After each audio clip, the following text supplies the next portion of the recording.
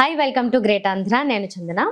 ఈరోజు మనం రేవు మూవీ గురించి మాట్లాడబోతున్నాం. మామూలుగా మనకి రేవు అంటే ఆ గోదావరి ప్రాంతాల దగ్గరలో ఉండేవాళ్ళు ఎవరికైనా సరదాగా ఒకసారి వెళ్దాం, ఒక పంట ఎక్కిద్దాం అంటే పంట అంటే కొంతమంది తెలియకపోవచ్చు, ఒక చిన్న బల్ల లాంటిది రేవు దాటడానికి ఉపయోగించేవి.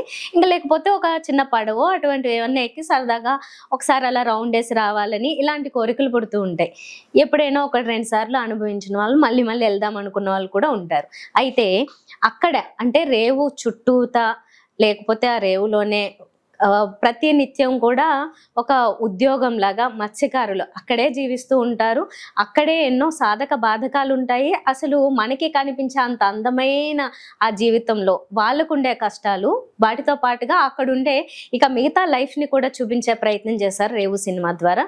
మన ముందున్నారు ఈరోజు సీనియర్ జర్నలిస్ట్ ప్రభు గారు. Hi sir. డైరెక్టర్ హరినాథ్ గారు. హాయ్ అండి. ప్రొడ్యూసర్ గారు డాక్టర్ మురళీ చాంద్ గింజపల్లి గారు. మీరు ముగ్గురు ఈ సినిమాని ముందుండి అలా తీసుకువెళ్ళారు. ఇప్పుడు వరకు అయితే సక్సెస్ఫుల్ గా అంతా బాగానే కనిపిస్తుంది. సీనియర్ జర్నలిస్ట్ గా నేను మిమ్మల్ని ఒక ప్రశ్న అడగాలండి. ఇప్పుడు ఈ మధ్య కాలంలోనే అంటే ఎక్కువగా ఈ ప్రెస్ మీట్ లో అవి జరుగుతున్నప్పుడు అంతా ఆ స్టేజ్ మీద కూర్చున్న వాళ్ళు ఎవరైతే ఉన్నారో జర్నలిస్ట్ అడిగే ప్రశ్నలకి వీటికి ఇబ్బంది పడ్డాలు, మీరు తీసి చూపించండి అని చెప్పి ఈ మధ్యనే మన దిల్ రాజు గారు కూడా అన్నారు ఒక మాట. ఇప్పుడు మరి సీనియర్ జర్నలిస్ట్ గా మీరు సినిమా దీంట్లో వచ్చారు కాబట్టి, మీరు ముందు తీసుకెళ్తున్నారు కాబట్టి, రేవు అనే సినిమా మీద మీ నమ్మకం ఏంటి? ఇప్పుడు వాళ్ళు అన్న మాటలు మీరు నిరూపించగలుగుతారా? యాక్చువల్గా 30 సంవత్సరాలుగా ఫిల్మ్ ఇండస్ట్రీలో ఉంటూ జర్నలిస్ట్గా ఉన్న సినిమాలకు రివ్యూలు రాస్తూ సినిమాను ప్రమోట్ చేస్తూ సినిమాయే జీవితంగా సినిమా ఇండస్ట్రీతో మమేకం అవటమే కెరీర్గా పెట్టుకున్న నాకు నేను ఒక సినిమాని టేకప్ చేశాను, ఒక సినిమాకి నిర్మాణ పర్యవేక్షకుడుగా ఉన్నాను అంటే డెఫినెట్గా ఎక్స్పెక్టేషన్ అనేది ఉంటుంది. మా సినిమా రిలీజ్ అయినప్పుడు రివ్యూలు రాశారు కదా, ఈ ప్రభు ఎంత గొప్పగా నిర్వహించాడో ఈ నిర్మాణ పర్యవేక్షణ, అతని పర్యవేక్షణ ఎంత గొప్పగా ఉంటుందో ఏంటో మనం కూడా అది బాగుంటే అభినందిద్దాము, లేకపోతే మనం కూడా రాలేసి రెడీ అనేటువంటి మాత్రం డెఫినెట్ గా ఉంటుంది. నా ఎక్స్పెక్టేషన్ నా వెయిటింగ్ మాత్రం డెఫినెట్ గా ఉంటుంది. అయితే ఈ సినిమా ఎట్టి పరిస్థితుల్లో ఎక్స్పెక్టేషన్స్ మిస్ అవ్వదు అనేటువంటి కాన్ఫిడెన్స్ అయితే ఉంది. చాలా గొప్ప సినిమా తీసాము, అసలు అంత గొప్ప సినిమా ఇచ్చామనేటువంటి మాత్రం ఓవరాల్ బోర్డింగ్ మాత్రం మిస్ చేయట్లేదు. బట్ రీజనబుల్ గుడ్ ఫిలిం, ఒక ఈ కంటెంట్ వాల్యూ ఉన్నటువంటి సినిమా, త్రూ అవుట్ ప్రేక్షకులను ఎంగేజ్ చేయగలిగినటువంటి కంటెంట్, ఆ డ్రైవ్ ఉన్నటువంటి సినిమాగా మాత్రం ఇది ప్రేక్షకులను డెఫినెట్ గా ఎంటర్టైన్ చేస్తుంది. ఆ ఎక్స్పెక్టేషన్స్ మాత్రం డెఫినెట్ గా మీట్ అవుతుంది. As well as making standards కానీ, డైరెక్టోరియల్ వాట్ ఈస్ ఎక్సలెన్సీ కానీ, టేకింగ్ లో బ్యూటీ, ఆర్టిస్టుల దగ్గర నుంచి పర్ఫార్మెన్స్ ఇస్తున్న విధానం, అది ముఖ్యంగా ఆర్టిస్టులు ఈ సినిమా ద్వారా ఒక 7-8 మంది ఆర్టిస్టులు, కొత్త ఆర్టిస్టులు ఇండస్ట్రీకి ఇచ్చామనేటువంటి ఒక సగర్వంగా ఫీల్ అవ్వగలిగినటువంటి మంచి గేట్వే ఆఫ్ న్యూ టాలెంట్ అనేటువంటి మాత్రం మా సినిమా గొప్ప క్రియేటివ్ ఉంది. రైట్. అందరు జర్నలిస్ట్ గా అవకాశం రాదు, పైగా వచ్చినా కూడా కనిపించకుండా వెళ్ళిపోతారు. హైలైట్ అయిన వాళ్ళల్లో నిజానికి అంటే అప్పటి వరకు మూవీ రివ్యూస్ ఇస్తూ ఒకప్పుడు కత్తి మహేష్ గారు ఆయన సినిమా తీసిన తర్వాత అఫ్ కోర్స్ విమర్శలను ఎదుర్కొన్నారు. బట్ మీరు దాన్ని విమర్శలు అనే స్థాయి కాదు కానీ ఎలాంటి నెగిటివ్ మాత్రం రాదు. ఓకే, ప్రభు మీద ఉన్నటువంటి కాన్ఫిడెన్స్, ప్రభుకి ఉన్నటువంటి క్రెడిబిలిటీ నిలబెట్టుకున్నాడు అనేటువంటిది మాత్రం గ్యారంటీగా నేను ఎంజాయ్ చేయగలుగుతాను. రైట్. హరినాథ్ పులి గారు, మీరు ఫస్ట్ టైం డైరెక్షన్ కదా? ఓకే. మరి ఈ రేవు అంటే నాకు ట్రైలర్ అంతా చూస్తున్నప్పుడు ఒక చోట చాలా మంది కనిపించారు, ఏదో తిరునాళ్ళు అవన్నీ ఉన్నప్పుడు. ఇలాగా ఎక్కువ మంది ఆ ఆర్టిస్టులు కానీ లేకపోతే ఆ ప్లేస్ కానీ ఇదంతా మేనేజ్ చేయడము ఫస్ట్ టైం, పైగా డైరెక్షన్, అందులోనూ మళ్ళీ సీనియర్ జర్నలిస్టులు వీళ్ళ చుట్టూ ఉన్నప్పుడు అసలు మీకు ఆ ప్రెషర్ కానీ లేకపోతే ప్లెజర్ ఎలా అనిపించింది అసలు ఆ టైంలో అంతా? వర్క్ చేసే ప్రాసెస్ లో ప్రెషర్ ఎప్పుడు లేదండి. ఎందుకంటే ఇప్పుడు చుట్టూ సారు, ప్రభు గారు ఉన్నా, మురళి గారు ఉన్నా, వీళ్ళు ఎంతమంది ఉన్నా కూడా మా టెన్షన్ ఆన్ పేపర్, నాకు ఆన్ పేపర్ ఏముందో అది స్క్రీన్ మీదకి వస్తుందా లేదనే టెన్షన్ వాళ్ళకంటే ఎక్కువ నాకే ఉంటుంది. ఎంతమంది అక్కడ క్రౌడ్ ఎంతమంది ఉన్నా సరే వాళ్ళు ఎలా మేనేజ్ చేసుకోవాలి, వాళ్ళందరితో ఎలా చేయించుకోవాలి, క్లియర్ గా మనం అనుకున్నట్టు ఎలా రావాలనే టెన్షన్ అది ఎవరు ఆ ప్రెషర్ తీసుకురాకముందే ఉంటది కాబట్టి సో పర్టికులర్ గా దాన్ని నోటీస్ చేసే ప్రెషర్ అయితే ఏం రాలేదు. అక్కడ స్థానికుల్ని ఉపయోగించారా సినిమాలో? చాలా రేవు అనేది ఒక పర్టికులర్ ప్లేస్ యొక్క వాళ్ళ సాక్రిఫైసెస్, వాళ్ళు మాకు చేసిన హెల్ప్ వల్లే రేవు అనేది ఇక్కడ వరకు వచ్చింది. రైట్. సో ప్రొడ్యూసర్ గా మురళి గారు, ఇప్పుడు రేవు అంటే ఇంకా అసలు మొత్తం అంతా నాకు తెలిసి ఎక్కడ చూసినా సినిమా అంతా ఎక్కువ శాతం అక్కడే కనిపించింది. అంటే రేవు చుట్టుపక్కల, లేకపోతే కొంచెం విలేజ్ అట్మాస్ఫియర్ లో అలా ఎక్కువ ఎక్కడ తీసారు? అండ్ మీరు అనుకున్న బడ్జెట్ క్రాస్ అయిందా, అంతలోనే ఉందా అదుపులో? ఈ సినిమా గుంటూరు జిల్లా నిజాంపట్నం దగ్గర అడవుల దేవి అని ఒక ప్రాంతం అమ్మ. కృష్ణానది వెళ్ళి, కృష్ణానది పాయ వెళ్ళి సముద్రం కలుస్తుంది. ఆ ప్రాంతంలో తీసాము. అక్కడే సెటిల్ వేసాం కొన్ని మాకు కావాల్సినట్టుగా. ఆ నేటివిటీ అంతా కూడా మీకు ఒరిజినల్గా కనిపిస్తుంది. సో మా సినిమా కూడా కరెక్ట్గా బడ్జెట్లోనే అయింది. So we are so happy for the product. ఈ రోజున మేము ఏదైతే కన్విన్స్ అయ్యి ఈ సినిమా ఎంత దూరం తీసుకొచ్చామో, రేపొద్దున ప్రేక్షకులు కూడా ఆగస్ట్ 23rd థియేటర్లో అదే ఫీల్ అవుతారు. సో ఆ కాన్ఫిడెన్స్ అయితే మాలో ఉంది. మంచి ప్రోడక్ట్ ఇచ్చాము, మా ద్వారా మంచి ప్రోడక్ట్. మాది ఫస్ట్ టైం ప్రొడక్షన్ ఇది. సో మా ప్రొడక్షన్లో మంచి ప్రోడక్ట్ ద్వారా ఒక మంచి సినిమా లాంచ్ అవుతుందని మంచి ధైర్యం, నమ్మకంతో ఉంది. ఓకే. ఇంకొకటి అండి ప్రభు గారు, ఇప్పుడు ఎవరైనా కాస్త కొంచెం నోన్ ఫేసెస్ అలాంటివి ఉంటే ఏదైనా కొంచెం సినిమాకి ఆ హైప్ ఉంటుంది అని ఒక భావన అయితే జనరల్గా ఉంటుంది కదా. చూస్తే కొంచెం అంతా కొత్త ఫేసెస్ కనిపిస్తున్నాయి, న్యూ ఫేసెస్. దీన్ని ఎలా రిసీవ్ చేసుకుంటారంటారు? అంటే ప్రేక్షకులకి ఇమ్మీడియట్గా అది అట్రాక్ట్ చేయాలంటే ఎలా అవుతుంది ఇది? నోన్ ఫేసెస్ ఉండేటువంటి సినిమాలు, వాటి రేంజ్, వాటి బడ్జెట్, వాటి సబ్జెక్టు ఇవన్నీ కూడా ఒక రేంజ్ లో ఉంటాయి. నోన్ ఫేసెస్ తో వెళ్ళటం ఒక ఫార్ములా, అందరూ కొత్త వాళ్ళతో వెళ్ళటం కూడా ఒక కొత్త ఫార్ములా. ఎందుకంటే కొత్త వాళ్ళ మీద ఎలాంటి ఎక్స్పెక్టేషన్స్ ఉండవు, ఎలాంటి క్యారీ బ్యాగ్ ఉండవు, లగేజ్ ఉండదు. కాబట్టి నో ఎక్స్పెక్టేషన్స్ తో థియేటర్లోకి ఎంటర్ అనుకుంటుంది ప్రేక్షకులు. ఆ సర్ప్రైజింగ్ పర్ఫార్మెన్సెస్ వాటితో నిజంగా థ్రిల్ అయ్యేటువంటి అవకాశం. కొత్త వాళ్ళతో సినిమాలు చేస్తే కొంతమంది బ్యాడింగ్ కావాలి అంటారు. బ్యాడింగ్ సబ్జెక్ట్ బట్టి బ్యాడింగ్ కానీ ఆర్టిస్ట్ కానీ అంటారు. ఈ సినిమా మాత్రం ఎవరిని ఒక noted actor no, popular star no require చేయదు. Subject demands all the new faces. కొత్త వాళ్ళు ఎవరైనా సరే అయితే ఆ కొత్త వాళ్ళతో ఎలా చేయించుకున్నాము, వాళ్ళు ఎలా చేశారు అనేటువంటి main point. Throughout the content వాళ్ళ పర్ఫార్మెన్సెస్ కానీ, వాళ్ళతో డైరెక్టర్ చేయించుకున్న విధానం కానీ ఎంత ఎంగేజింగ్ గా ఉంది అనేటువంటి పాయింట్ అక్కడ చూస్తే మాత్రం రియల్లీ షాక్ అవుతారు. ఆ విషయంలో మాత్రం very proud about the performances. కాబట్టి కొత్త వాళ్ళు అనేటువంటి దీంట్లో ఒకే ఒక తెలిసిన ముఖం, స్టోరీ టెల్లర్ గా great writer and director LB Sriram garu మాత్రం ఒక చిన్న బిగినింగ్ లో బుర్రకథ చెప్పి ఆ బుర్రకథలో నుంచి టేక్ ఆఫ్ జరుగుతుంది. చాలా రోజులు చూసాను అది ఆయన ఫేస్ తప్ప తన ఓన్ ఫేస్ కంటే ఎవరూ లేదు. ఓకే. సో కొత్తదనమే ఫార్ములా. ఓకే. ఓకే. అయితే సినిమా ట్రైలర్ కి సంబంధించి చూసినప్పుడు ఇప్పుడు మత్స్యకారులు అంటే వాళ్ళకేవో ఏంటి జీవనాధారం కోసం కష్టపడేవి అవి కనిపిస్తాయి యూజువల్ గా మాకు బయట నుంచి చూసాక.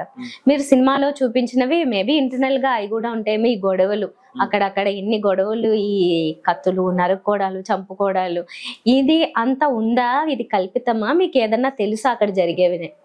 అంటే కొన్ని ఇన్సిడెంట్స్ ఉన్నాయి.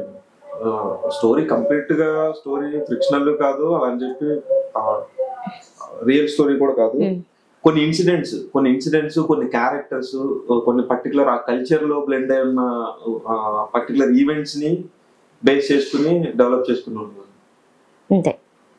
మీరు ఎక్కడ వాళ్ళు? సేమ్ ఆ ప్లేస్. అవునా? నుంచి వచ్చాను.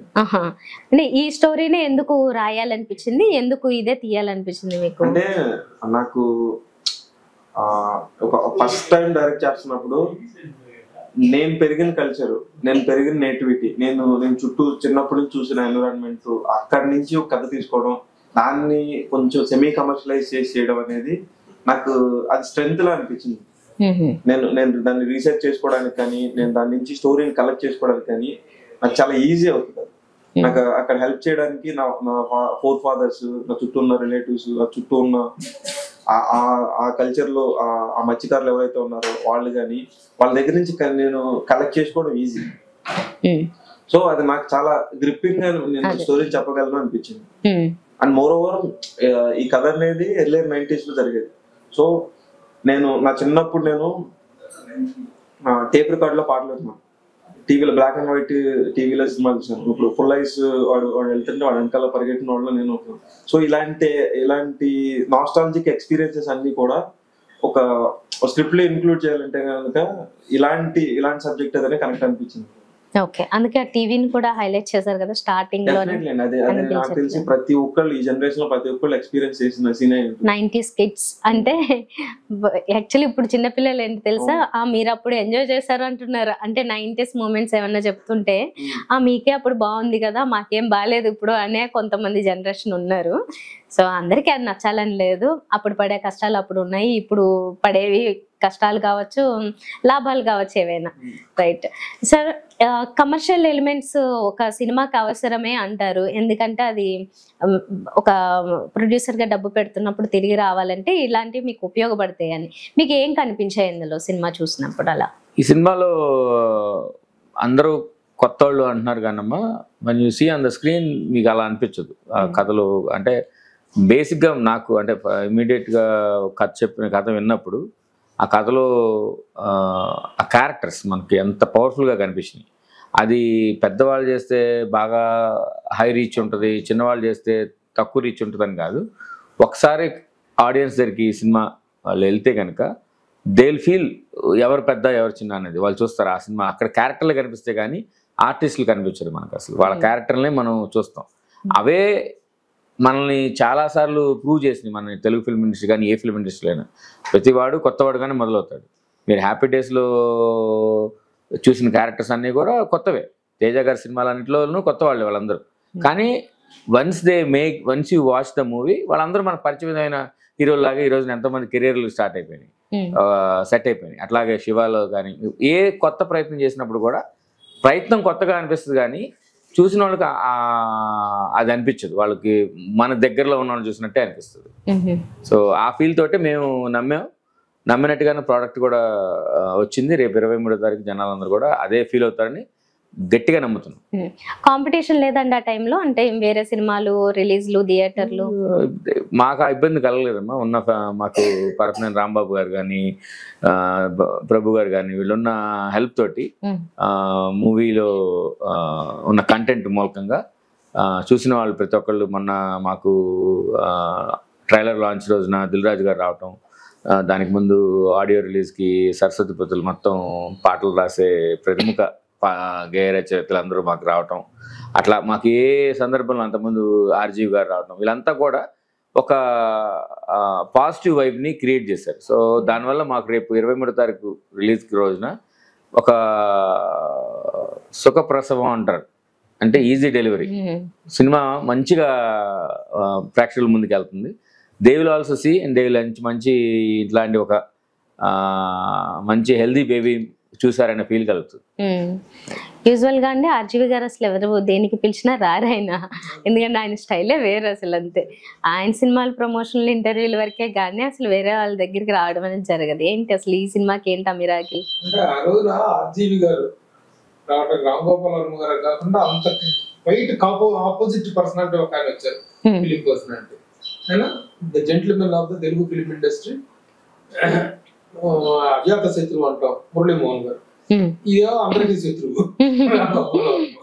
అలాంటి ఇద్దరు డిఫరెంట్ పర్సనాలిటీస్ మా సినిమా యొక్క ఫస్ట్ కట్టలీజర్ కార్యక్రమానికి రావటం చాలా చాలా ప్రమోషన్ ఇచ్చింది మాకు, చాలా నైతికంగా చాలా సపోర్ట్ కలిగించింది ఆ ఈవెంట్.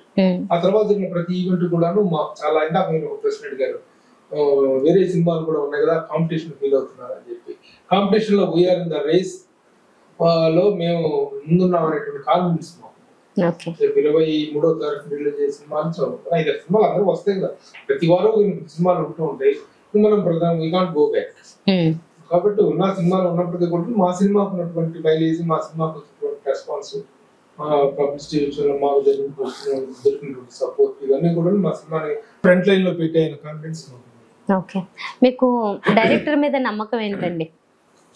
ఏం చూసారు అంటే టీవీఎస్ వర్క్ ఏమన్నా చూసారా లేకపోతే ముందు నుంచి చూసారు? టీవీఎస్ వర్క్ కాదు, ఈ సినిమా టేక్ ఆఫ్ చాలా జరిగింది.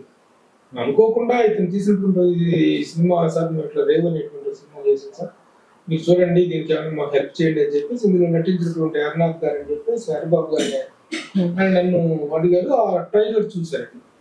ట్రైలర్ చూసి ఇంట్రెస్టింగ్ గా ఉంది, మొత్తం పూర్తి అయిపోయింది, ఒకసారి కలవండి అని చెప్పి వాళ్ళ నుంచి కలవటం, కలిసిన తర్వాత అప్పుడు బాగుంది, స్కూల్ ఫిలిం కాన్ఫిడెన్స్ గా ఉంది, బాగా దీన్ని ప్రమోట్ చేయొచ్చు అనే కాన్ఫిడెన్స్ కలిగిన తర్వాత మేము ప్రొసీడ్ అవటం. ఈ జర్నీలో మురళి గారు, నవీన్ పారుపల్లి గారు వీళ్ళిద్దరు మాకు జాయిన్ అవటం, దాంతో ఈ టేక్ ఆఫ్ అనేటువంటి జరిగింది. ఈ రిలీజ్ అనేటువంటిది, సినిమా తీయటం అనేటువంటిది ఇల్లు తీసుకున్నటువంటి రిస్క్.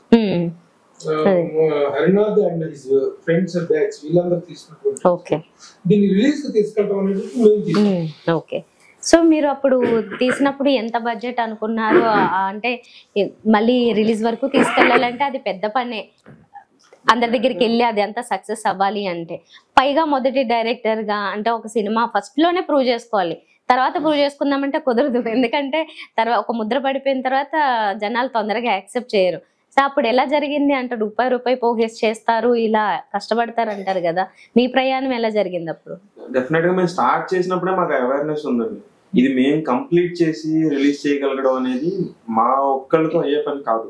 నా ఫ్రెండ్స్ అందరూ కలిసి వాళ్ళ కంట్రిబ్యూషన్ మా కంట్రిబ్యూషన్ చేసుకుని ఎంత కంప్లీట్ చేసుకున్నా సరే ఒక ఎక్స్టెండ్ వరకు తీసుకెళ్ళగలం. మేబీ షూట్ ఫినిష్ చేయగలం, లేదా పోస్ట్ ప్రొడక్షన్ ఫినిష్ చేయగలం. ఆ తర్వాత ప్రమోషన్ కానీ రిలీజ్ చేయడానికి కానీ మా కెపాసిటీ సరిపోదు. క్రియేటివ్ గా ఉండే వర్క్ లో ఏం చేయాలనేది చేయొచ్చు, కానీ దాన్ని దాటేసి ఖర్చు పెట్టి దాన్ని ప్రొడక్ట్ ని బయటకి ప్రాపర్ గా ప్రమోట్ చేయడానికి డెఫినెట్ గా ఒక బిగ్ హ్యాండ్ అనేది కావాలి. సో ఆ సర్చ్ లోనే మేము ప్రభు గారి దగ్గరికి వచ్చాము. ఇలా ఒక సెమీ ఫినిష్ ప్రొడక్ట్ ఉంది, దీన్ని చూసి డెఫినెట్ గా ఆయన నచ్చుతుంది, ఆయన ఏదో రకంగా సపోర్ట్ చేస్తారనే ఇంటెన్షన్ తోనే ఆయన దాకా అది రీచ్ అయింది. ఆయన చూశారు, ఆయన చూసిన తర్వాత అది మురళి గారి దాకా వెళ్ళింది. మురళి గారు వన్స్ ఆన్ బోర్డ్ ఈ ప్రోడక్ట్ లోకి వచ్చిన తర్వాత మేము కంప్లీట్ చేయడానికి పట్టిన టైము దానిలో ఒక 2% కూడా పట్టలేదు. ఆయన మిగతా సెమీ ఫినిష్డ్ దీన్ని ఫినిష్ చేయడానికి, ఇప్పుడు రిలీజ్ దాకా తీసుకురావడానికి చాలా చాలా ఫాస్టెస్ట్ గా క్లియర్ అయిపోయింది. ఎందుకంటే ఫైనాన్షియల్ గా ఆయన సినిమాని నమ్మేశారు. ఇంకా క్లియర్ గా ఆ రూట్ కంప్లీట్ గా మేము ఒక ముళ్ళదారిలో వచ్చాము, ఆయన క్లియర్ గా ఒక హైవే వేసేసి క్లియర్ చేసి పెట్టారు మాకు. యూజువల్ గా ఇలా చేయరు కదండి అందరూ, అంటే రిస్క్ కదా ఇలా చేయడం అనేది, చాలా పెద్ద రిస్క్ అండి. కాకపోతే మనం ప్లాన్ చేసుకుంటే జరుగుతుంది. నిజంగా ఎక్కడో వాళ్ళు ఎక్కడో సినిమా చూసుకుంటే అది మా దృష్టికి రావటం, బాగా కనెక్ట్ అవ్వటం, ఆ సబ్జెక్ట్ మాకు బాగా నచ్చడం, సినిమా బాగా నచ్చడం, ఇంట్రెస్టింగ్ అనిపిస్తాం. అసలు 2 different extremes have come together అనేటువంటిది ఈ సినిమా పుట్టుక దగ్గర నుంచి ఈ రోజు దాకా ఇలాంటి సంఘటనలు, అంటే అన్యూజువల్ సంఘటనలు అని అంటాం, లేకపోతే సడన్ గా ఇలా జరిగిపోయినాయి అనే సంఘటనలు అంటాం, అవి చాలా ఎక్కువ ఉన్నాయి. ఫర్ ఎగ్జాంపుల్ మేము అటు పక్కన ఇందాక సార్ చెప్పారు, అటు అజాత శత్రు అయిన డాక్టర్ మురళీమోహన్ గారు అవనివ్వండి, ఇటు పక్క మా బాస్ ఆర్జీవి గారు ఇవ్వండి, వీళ్ళిద్దరూ ఫస్ట్ ఆర్జీవి గారి ఫస్ట్ సినిమా శివాలో మురళీమోహన్ గారు తెలుసు. ఆ తర్వాత ఇన్ని సంవత్సరాల తర్వాత 35 years తర్వాత ఫస్ట్ టైం మా స్టేజ్ లో కలిసారు. అంటే అదొక మంచి తరుణం, అట్లాంటి ఈవెంట్ రావడం. అట్లా ఈ సినిమాకి చాలా విషయాలు కూడా అలాగే జరిగినాయి. మాకు ఈ సినిమా చూసినాక మేము ఎంతగా ఇష్టపడ్డాము, నేను కానీ నవీన్ కానీ వీళ్ళందరూ కూడా, అంటే ఈ సినిమాని లవ్ చేస్తున్నారు. ఇప్పుడు ఎవరైనా సరే ఒక సినిమా ట్రావెల్లో ఏదో సినిమా తీయాలంటే 4 పాటలు 5 ఫైట్లు ఇలాంటివి పెట్టి సినిమా తీయచ్చు. కానీ ఇలాంటి ఒక సినిమాలు చాలా అరుదుగా వస్తాయి. అలాంటి ఒక సినిమాతో మేము ప్రేక్షకుల ముందు రావడం కూడా మాకు చాలా ఒక్కొక్క వృత్తిలో ఉన్నటువంటి కాంపిటీషన్ ఎలా ఉంటుంది, ప్రతి వృత్తిలో కూడా కాంపిటీషన్. ఇది మత్స్యకారుల వృత్తి, చేపలు పట్టే వాళ్ళ మధ్య వాళ్ళకి ప్రొఫెషనల్ గా ఉన్నటువంటి రైవల్రీస్ ఎలా ఉంటుంది, ఆ రైవల్రీ అనేటువంటి దాంట్లో ఎలాంటి రెవెన్యూ స్టోరీ ఉంటుంది, ఆ రెవెన్యూ అనేటువంటి దాన్ని ఎంత న్యాచురల్ గా, ఎంత క్రూయల్ గా, ఎంత డిఫరెంట్ గా తను షూట్ చేశాడో, ఆ ఎమోషన్ ఎంత థ్రిల్లింగ్ గా తీసుకొచ్చినటువంటిది చూసిన ప్రతి ఒక్కరు కూడా ఇప్పటి వరకు చాలా మంది సినీ ప్రముఖులు ఈ సినిమా చూడటం జరిగింది. చూసేసి బయటకు వచ్చి ఎవరు డైరెక్టర్ ఎంత బాగా చేశారు ప్రభు, భలే పెట్టాడా, మళ్ళీ సబ్జెక్ట్ టేకప్ చేసావే అని చెప్పేసి అభినందిస్తుంటే really I'm feeling very proud. నా సెలక్షన్ లో ఒక మంచి సినిమా వస్తుంది నా ప్రైవేట్ లో అనేటువంటిది really I'm feeling very very very happy. అట్లాగే ఇది మత్స్యకారుల జీవితానికి మాత్రమే సంబంధించింది నేపథ్యం మాత్రమే అది. అంటే మొత్తం ఇదంతా చేపలు పుట్టేవాళ్ళు గొడవ లేదా వాళ్ళ తాలూకు ఇవే ఉంటాయి. నేపథ్యం అది దాంట్లో ఒక ఇమోషనల్ డ్రైవ్, ముఖ్యంగా విలన్ ఇంటర్వెల్ తర్వాత విలన్స్, యంగ్ విలన్స్, అంతకు ముందు ఓల్డ్ విలన్ ఫాదర్ తర్వాత సెకండ్ హాఫ్ లో ఇద్దరు కొడుకులు ఎంటర్ అవుతారు. అక్కడ నుంచి సినిమాలో నడిచిన విధానం, ఆ విలన్స్ తో చేయించినటువంటి పర్ఫార్మెన్స్, వాళ్ళ మీద కన్సీవ్ చేసినటువంటి సీన్స్ చాలా వెరైటీగా చాలా థ్రిల్లింగ్. ఈ సినిమా ద్వారా చాలా మంది ఆర్టిస్టులు పరిచయం అవటం, మనం ఆ క్యారెక్టర్స్ ఇంటికి తీసుకెళ్తాం, మనల్ని హాంట్ చేస్తూ ఉంటాయి. మనం చాలా తక్కువ సినిమాల్లో మనం సినిమా చూసేసి వస్తాం, ఎంటర్టైన్ అవుతాం, అంతవరకు బయటికి వాడు ఆ మంచి యాక్టర్ బాగా చేస్తాడు అనుకుంటాం. కానీ అక్కడ క్యారెక్టర్లు ఆర్టిస్టులు కనిపించరు మనకు, ఓన్లీ ఆ క్యారెక్టర్లు కనిపిస్తారు. వాళ్ళతో పాటు మన ఈ క్యారెక్టర్ ఎట్లా చేస్తాడు, ఈ క్యారెక్టర్ ఎట్లా చేస్తాడు, మనకి అది బాగా గుర్తుండిపోతుంది ఈ సినిమా ద్వారా. వైలెన్స్ ఎక్కువ అనిపిస్తుంది కొంచెం. వైలెన్స్ కాదండి, డ్రామా ఎక్కువ ఉంది. వైలెన్స్ అనేది ట్రైలర్ లో అది ఉంది ఇది ఉంది, కానీ ఆ వైలెన్స్ కూడా కొద్దిగా ఎక్కువ అనిపించింది. వైలెన్స్ పోర్షన్ ఉంది. అది ఎలా అంటే ప్రవోక్ చేసే వైలెన్స్ కాదు, కూర్చుని ఆడియన్ వీడిని వాడిని కొట్టాలి అనేది ఏదైతే ఫీల్ అవుతాడో అంతే తప్ప వీళ్ళని స్క్రీన్ మీద ఉన్న క్యారెక్టర్స్ వీళ్ళని ప్రవోక్ చేయు, వీళ్ళే క్యారెక్టర్స్ ని ప్రవోక్ చేస్తారు. ఓకే, ఇంకొకటి మీరు అక్కడ చుట్టూ తిరుగుతూ అక్కడ ఉన్న వీటిని బట్టే చేశారు కాబట్టి, ఇప్పుడు ఒక పెద్ద పడవ అనుకోండి, మిగతా వాళ్ళందరి జీవన దీన్ని కొంచెం దెబ్బతీసేవాళ్ళు ఇలాంటి వాళ్ళు, అంటే మీకు అక్కడ నాకు తెలిసి ఎవరో ఒకరు తెలిసిన వాళ్ళే ఉండుంటారు, వాళ్ళు ఎవరో ఒకరు రిలేట్ అవుతారేమో కదా. అంటే రిలేట్ అవ్వడం మీకేం ఇష్యూస్ రాలేదా? ఈ పెద్ద పడవ చిన్న పడవ ఆ వృత్తిలో ఉన్నటువంటి వైషమ్యాలు, దాంట్లో ఉన్న కాంపిటీషన్ అనేటువంటి అక్కడ మత్స్యకారులకు రిలేట్ అవుతాయి కదా, వాళ్ళలో ఎవరో ఒకరికి అనేటువంటిది తను అడుగుతుంది. డెఫినెట్ గా రిలేట్ అవుతాయండి. రిలేట్ అవ్వకుండా ఎంత ఫ్రిక్షనల్ అయినా కూడా ఈవెంట్స్ క్యారెక్టర్స్ అనేవి ఆ రూటెడ్ దాని నుంచి వచ్చినాయి కాబట్టి డెఫినెట్ గా రిలేట్ అవుతారు జనాలు. ఓకే, సో మీకైతే ఇప్పటి వరకు ఎలాంటి కాంట్రవర్సీ రాలా మీ ఊర్లోంచి అక్కడ నుంచి? వాళ్ళ సపోర్ట్ ఉందండి, వాళ్ళ సపోర్ట్ వల్ల సపోర్ట్. ఒక్కొక్కసారి మేము డిమోటివేట్ అయ్యి ఏం చేయాలో తెలియక సీజనల్ ప్రాబ్లమ్స్ వస్తాయి, కొన్నిసార్లు వర్షాలు పడి, లేదంటే కొన్నిసార్లు మేము మాకున్న ఎఫర్ట్స్ మాకున్న ఫైనాన్షియల్ ఇది సరిపోక షూట్ చేయలేని పరిస్థితుల్లో వాళ్ళు ముందుకు వచ్చి వాళ్ళు హెల్ప్ చేసి కొన్ని సెటిల్ వేసుకోవడానికి కానీ, లేదంటే కొన్ని సీక్వెన్సెస్ చేయడానికి కానీ వాళ్ళ సపోర్ట్ ఉంది కాబట్టి మీరు ఇందాక అడుగుతున్నారు ఇంతమంది క్రౌడ్ ఉన్నారు, క్రౌడ్ అంతా ఎలా మేనేజ్ చేశారు అని అడిగారు కదా. ఆ క్రౌడ్ అంతా మా ఊరి జనాలు. మన ఊరు నుంచి ఒకటి వెళ్ళి డైరెక్టర్ అవుతున్నాడు, వాళ్ళ గ్యాంగ్ అందరిని తీసుకొచ్చి ఇక్కడ సినిమా తీస్తున్నాడు, మన ఊరిని ప్రపంచాన్ని పరిచయం చేస్తున్నాడు అని ఆ హోప్ వాళ్ళలో ఉంది కాబట్టి వాళ్ళకి అంత డిసిప్లిన్ గా మేము చెప్పినట్టు చేయగలిగి అక్కడ ఉండగలిగాం. ఓకే, ఇంకా నాకు ట్రైలర్ లో కూడా ఒక ఓల్డ్ పర్సన్ కనిపించారు, చాలా న్యాచురల్ గా ఉంది ఆయన ఎక్స్ప్రెషన్ కూడా. సో అలాగా మీరు ఎక్కువ శాతం మీ ఫ్రెండ్స్ ని, మీ ఊర్లో వాళ్ళని వీళ్ళని ఎక్కువ వాడుకున్నారు, మిగతా వాళ్ళు ఆర్టిస్టులు.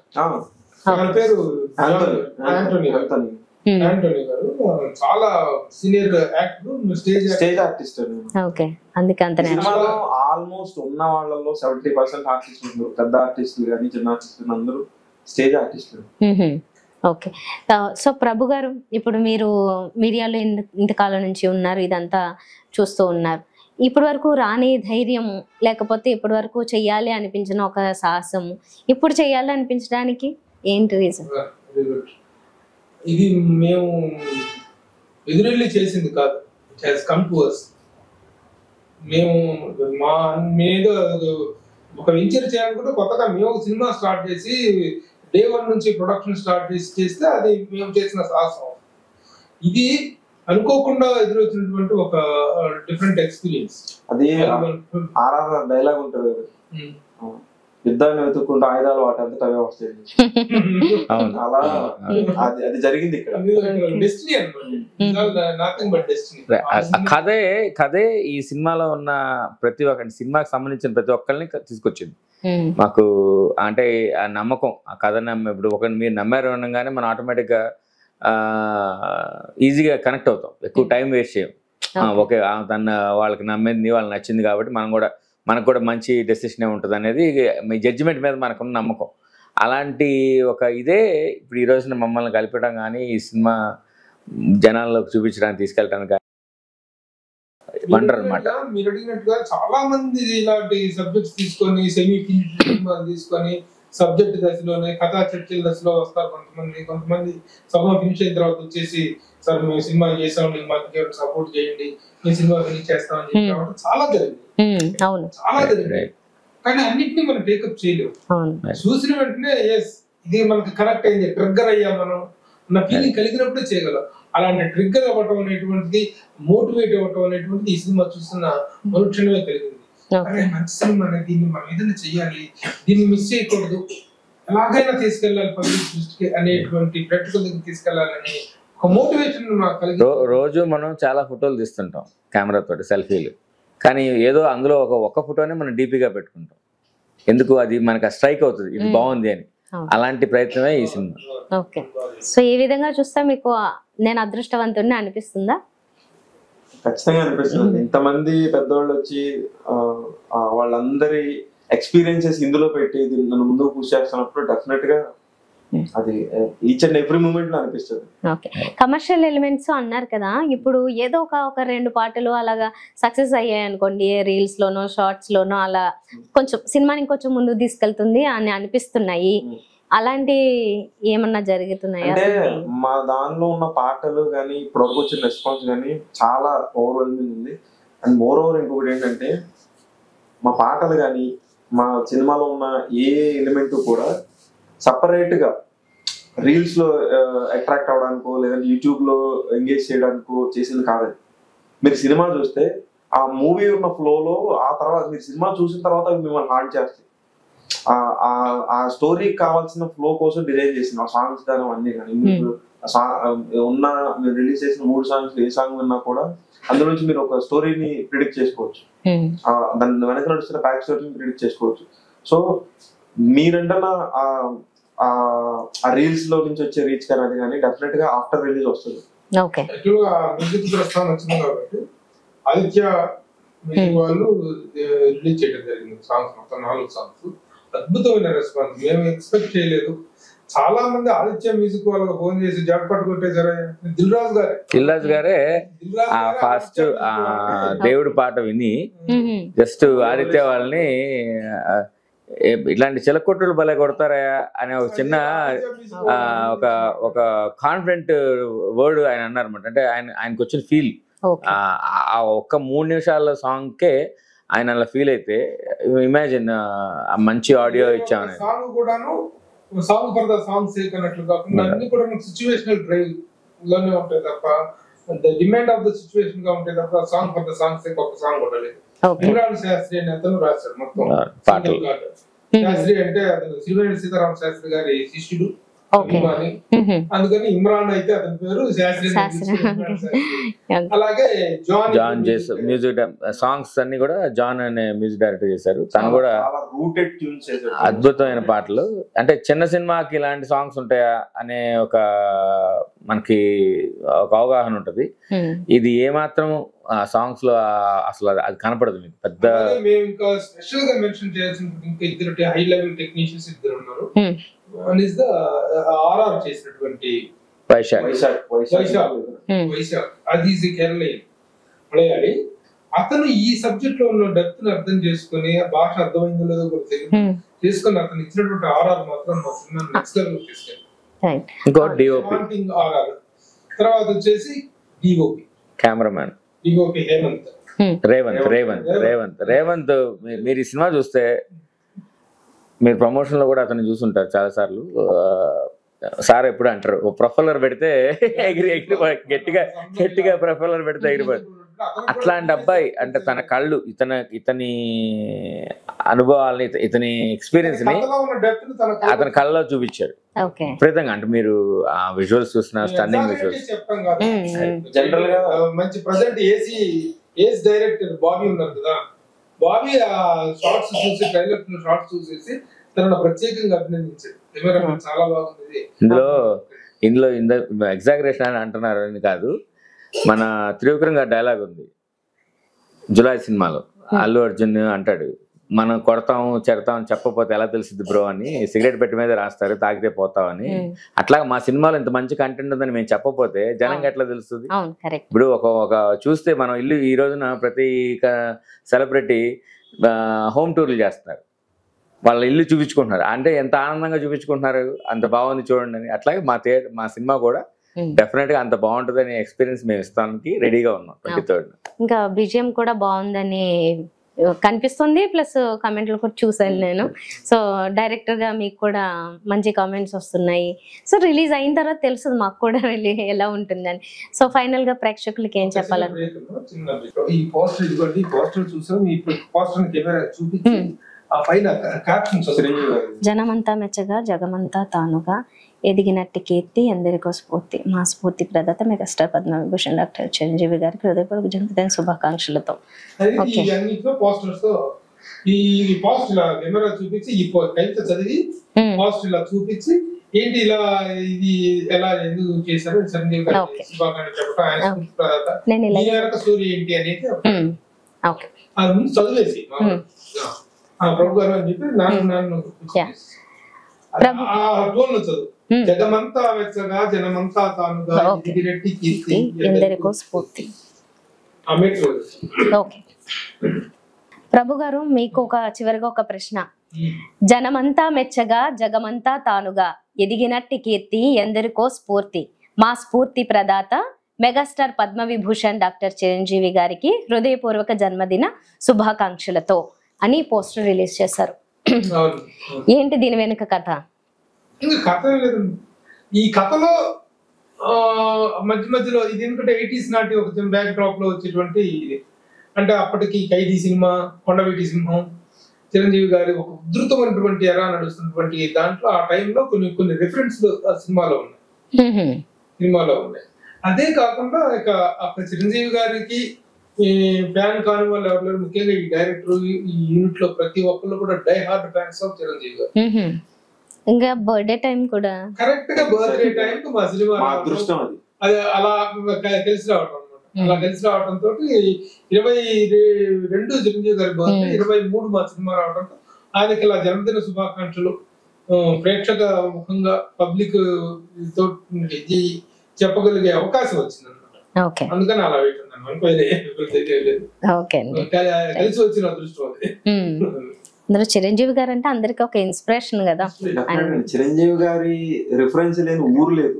అసలు సినిమాలు పక్కన పెడితే చిరంజీవి గారి ప్రస్తావన లేని ఊరు లేదు, చిరంజీవి గారి ప్రస్తావన లేని ప్లేస్ లేదు. ఏ చెరువు గట్టు పైన కూర్చున్నా చిరంజీవి గారి టాపిక్ వస్తారు రోజు. మేమందరం కూడా చిరంజీవి గారి వీరాభిమానులు. ఎస్పెషల్లీ నా ఫ్రెండ్ నవీన్ పారుపల్లి అయితే మీ ఇద్దరు చాలా విషయాల్లో డిస్కషన్లో ఉంటాం అనమాట సినిమాల గురించి.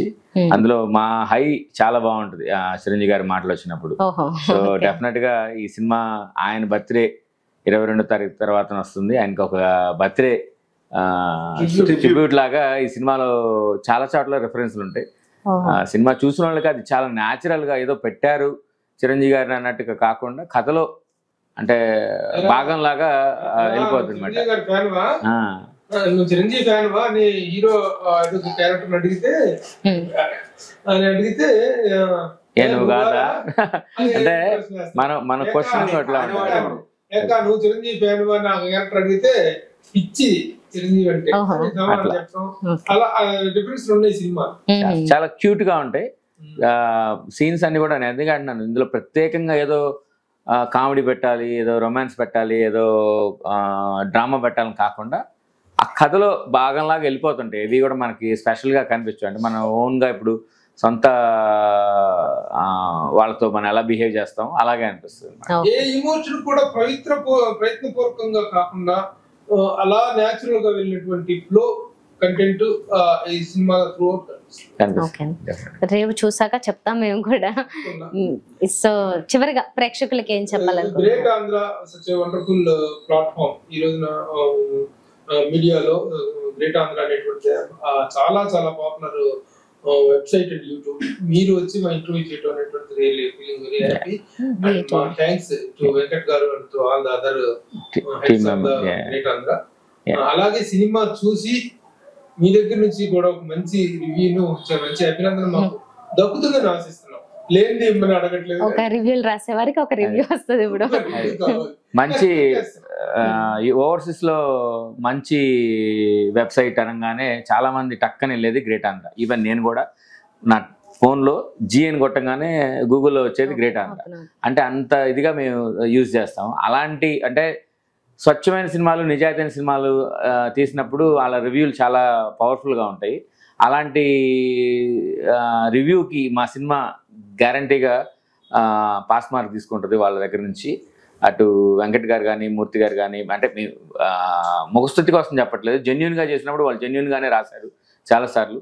అలాంటి ప్రయత్నాల గురించి మనం వాళ్ళు గొప్పగా రాసిన సినిమాలు మనకి నిజంగా ఓవర్సీస్లో బాగా ఫేర్ అయినాయి. అలాంటి ఒక ప్రయత్నం మాది. ఆ ప్రయత్నానికి గ్రేట్ ఆంధ్ర తోడ్పాటు కావటం, ఈ రోజున మీరు ఇంటర్వ్యూ చేయటం, so we are so happy for having with us. So thank you very much great Andhra team. Thank you so much అండి. Thank you.